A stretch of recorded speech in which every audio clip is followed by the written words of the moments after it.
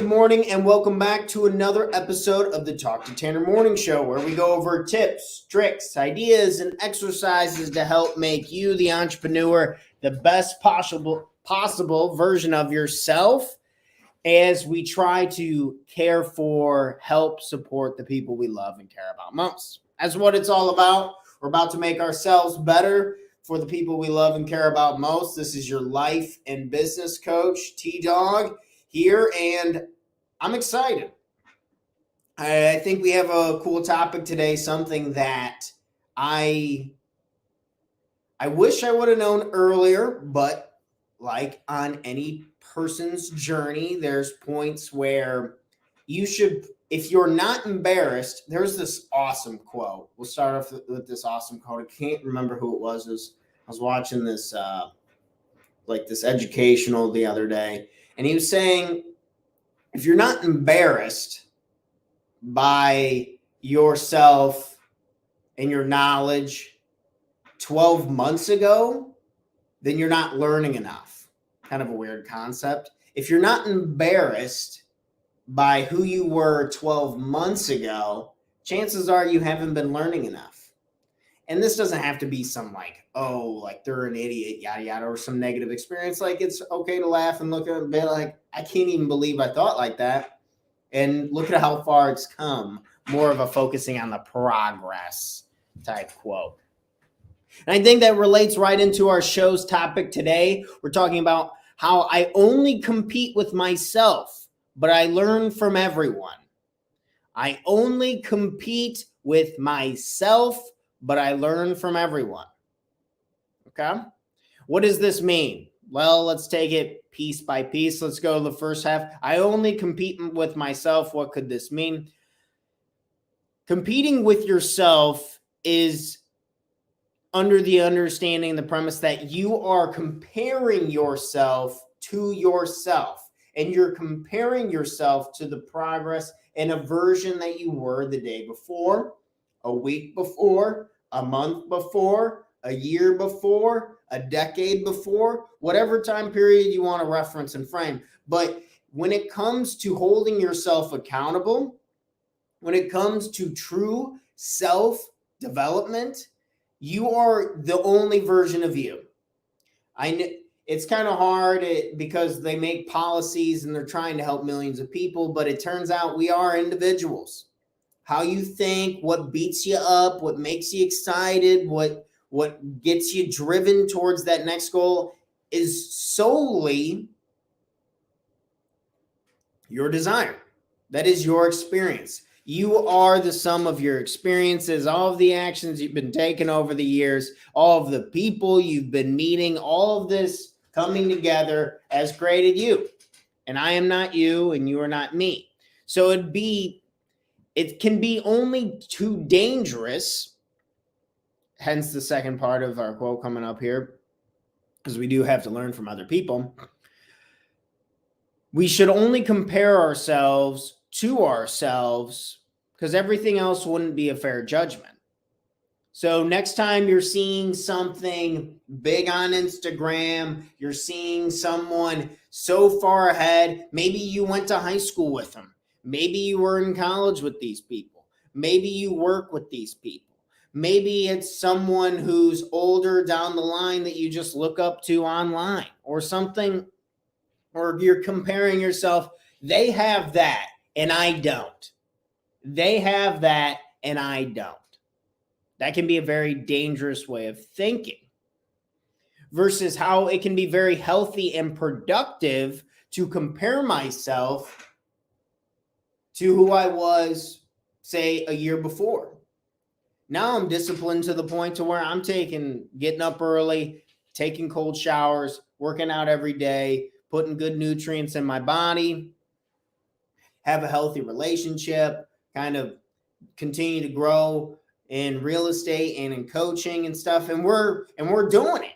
And you can list off, I'm sure you can list off 5 or 6 things yourself of things that have improved. You don't compare it to me, you compare it to yourself. Comparing it to yourself, have you been eating better? Have you been moving better? Have you been sleeping better? Have you been learning more? Give yourself a break. These are the things that we need to focus on. Compare. If you're going to do comparisons and you're going to be hard on anybody, be hard on yourself. The things that you know you want to do, the things that you know that you can accomplish, the things that you know you're good at, can solely compare it to yourself. The comparison game is usually a negative view if we don't have something somebody else has. And hence, over to the other side. So I only compete with myself. I'm not in competition with these other people. They have a million other things going on in their life. They're not worried about Tanner DeWitt and what he's doing with his businesses and how that's evolving and growing. Like, people do care, but they don't.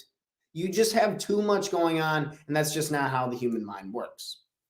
So I only compete with myself because I know I'm only really truly in competition with myself. And hence the second half of it, but I learn from everyone. So I only compete with myself, and I'm hard on myself when I know that I've already taken the actions. I personally have the ability to make the changes to make myself better. But I learn from everyone because everyone knows something you do not. I think this is just a healthier way to go about life. It's a healthier perspective. It's a healthier game plan. And because we're going to have to, we're going to have to interact with people every single day. Especially if you want to be doing things like consulting or buying real estate, you have to develop relationships and you have to be like in it with the people. They have to like you. You can't get people to pay you thousands of dollars for business ideas or planning and structuring and coaching if they don't like you. So understanding that we do have to interact with people in order to usually gain the goals that we want. And in this context, I usually work mainly with real estate investors in their 20s and 30s. So if you know any real estate investors who need a life coach in their corner, please make an introduction.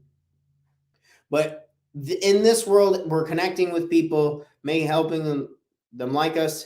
And it's a lot easier to like other people and for them to like you when we're under the understanding that somebody knows something you do not. To be humble that there's experiences and knowledge that we'll never even get to touch in this one short lifetime. And that everyone is a learning opportunity. Everyone has something to offer. Everyone is here together. And not to sound so cheesy and corny right on this Tuesday morning, but man, it seems more and more that information has to come from a particular source for it to be valid or for it to make sense and this and that. And I'm not saying that you should be taking financial advice from a homeless person, but I'm saying don't be so skeptical on the fact that I am above this person. I can't learn from this person. Who knows? Maybe their strengths are your weaknesses. Your weaknesses are their strengths, vice versa. If I didn't just say the same thing, tongue twister. But if we can learn from everyone and we can go about and be more open to communicating with more people, I think it'll be smoother. I think it'll be a lot less stressful, and it just takes the pressure off you. It takes the pressure off you. It's not, I need to compete and I need to win and I need to be the best. I need to be above everybody else. It's we're all on the same playing field, and just understanding that we're in our own lanes. We're in our own lanes. So I only compete with myself, but I learn from absolutely everyone. I think this is a very healthy way of continuing to grow, continuing to push yourself, continue to measure what it is that you're doing right, measuring what you're doing wrong, and what you're going to do different next time. So compete with yourself. Who are you today? Who can you be tomorrow? What is one small change that you can make to improve yourself today? What is one small thing let's go ahead. We're going to add this little section to the show. We're going to pull up over here. We're going to do a show power question. Good morning. Good morning. Show power question. And today's show power question is, what is one small thing you can change to compete with an older version of yourself? What is one small thing? What is one small change you can make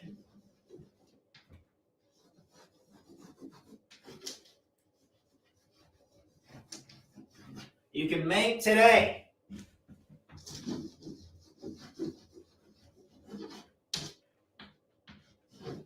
What is one small change you can make today? That's our show power question. What is one small change you can make today? And this can be anything. This could be you start drinking Athletic Greens. Shout out to Athletic Greens. Sponsor the show. Come on. I need this stuff. Athletic Greens, good drink. I think it doesn't taste that bad, but it is a super healthy drink, though. What is one small change? Maybe it's you're drinking some type of supplements. Maybe you're adding an exercise. Maybe you are writing out your number one goal. That is a big thing I usually do with my coaching, with my clients, is we narrow our focus down to just one goal, because I think the world is very distracting now, and usually what keeps us from doing what it is we want to do is being focused on action. So maybe you need your number one priority, your number one goal.